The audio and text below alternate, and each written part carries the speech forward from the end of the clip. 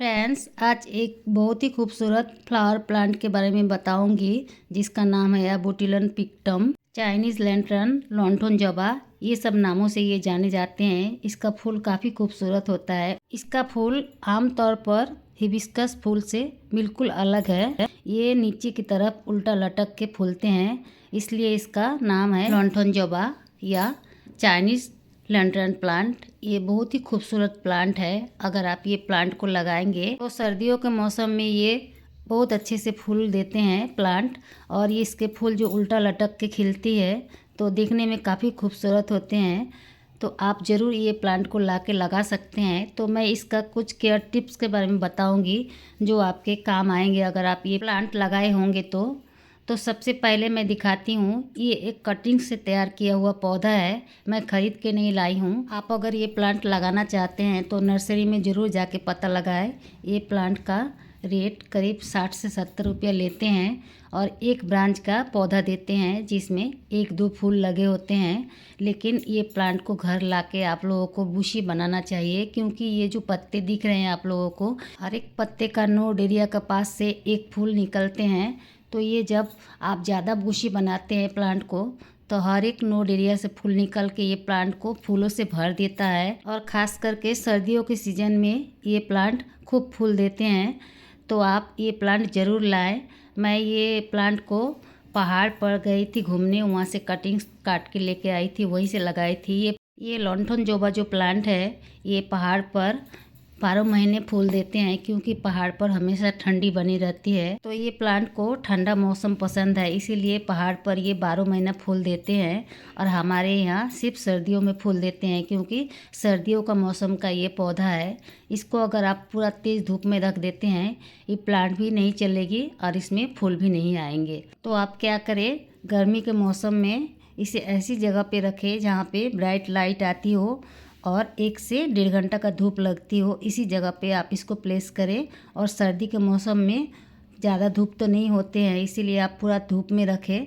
लेकिन अगर ज़्यादा धूप आपके इलाके में आ रहे हैं तो आप इसको थोड़े पौधे के पीछे छुपा के रख देंगे तो इसमें आप देखेंगे कलियाँ बनने लगे हैं और ऐसे ही खूब सारे फूल आने लगे हैं। और हर एक पत्ते का बगल से एक एक फूल के कलियाँ निकल के आते हैं जो काफ़ी खूबसूरत दिखते हैं। ये चाइनीज़ लैंटर्न जो प्लांट है ये हिबिस्कस वैरायटी का ही प्लांट है, लेकिन इसके फूल बिल्कुल अलग होते हैं, गोल और नीचे लटके हुए, जो देखने में काफ़ी खूबसूरत होते हैं। तो इसको आप ज़्यादा फूल लेने के लिए क्या करें, अगर आप एक टहनी वाला पौधा लाए हैं तो उसे रिपोर्ट करके रख दे करीब 1 से 2 महीना। उसके बाद जब पौधा अच्छे से लग जाए और एक ही टहनी है बनी हुई है, एक ही टहनी, तो आप क्या करें, टहनी को आधा से थोड़ा कम कट कर दे। जैसे आधा से ज़्यादा नीचे रखे, आधा से कम आप काट के निकाल दें उसको।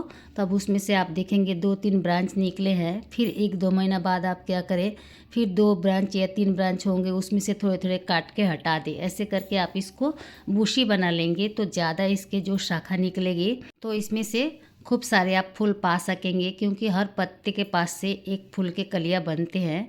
और इसको आप अगर 1 साल से लगा के रखे हैं तो आप 10 से 12 इंच का पॉट में लगाएं। अगर नया लाए हैं तो पहले 6 इंच में लगाएं, क्योंकि नया प्लांट काफ़ी छोटा मिलता है नर्सरी में। तो 6 इंच में लगाएं। फिर 6 महीना बाद इसको आप 8 इंच में लगाएं।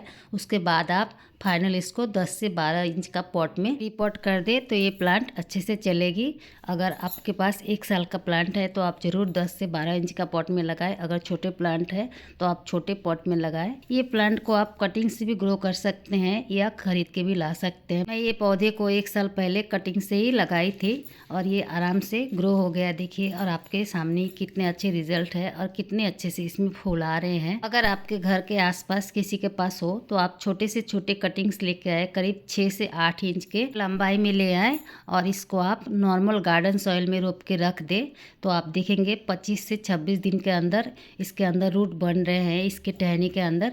तो आप क्या करें, 1 से 1.5 महीने बाद इसको उसमें से निकाल के थोड़े से वर्मी कंपोस्ट, नीम खली और मिट्टी डाल के आप इसको रिपोर्ट कर दे करीब 6 से 8 इंच के पॉट में। अगर आप छोटे बर्तन में लगाए हैं, बिल्कुल ही छोटे बर्तन में कटिंग्स को लगा रहे हैं, तो आप 6 इंच का पॉट में रिपोर्ट करें। उसके बाद आप धीरे धीरे इसके पॉट के साइज़ को बढ़ाएं, जहाँ तक हो सके 10 से 12 इंच तक ये पॉट में काफ़ी होते हैं। 1 साल या 2 साल के पौधे के लिए। तो अगर आपके पास 1 से 2 साल का पौधा है तो आप 10 से 12 इंच का ही पॉट में लगाएं। इससे बड़ा पॉट में आप ना दें, क्योंकि इसके ब्रांचेस काफ़ी पतले होते हैं, पौधा भी खास मोटा नहीं होता। तो आप इसको 10 से 12 इंच का पॉट में ही लगाएं।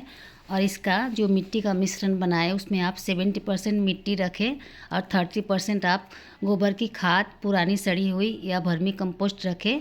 और आप थोड़े से इसमें नीम खली मिला के रोप देंगे तो ये प्लांट आराम से चल जाती है। हाँ, लेकिन जो आपके पास अगर मिट्टी चिकनी हो तो आप उसमें ज़रूर रेत मिलाएं। इसके रूट में सड़न भी लगते हैं, तो आप इसके मिट्टी को भुरभुरा बना के रखें, तभी ये प्लांट अच्छे से चल पाएगी। मिट्टी को भुरभुरा रखने के लिए आप मिट्टी में जो सॉइल मिक्सचर है उसमें रेत ज़रूर मिला दें, अगर चिकनी मिट्टी हो तो। अगर आपके पास दोआँश मिट्टी है तो बिल्कुल ही सही है ये पौधे के लिए, उसमें आप रेत नहीं भी मिलाएंगे तो चल जाएंगे, लेकिन आप वर्मी कंपोस्ट या नीम खली ज़रूर मिलाएं।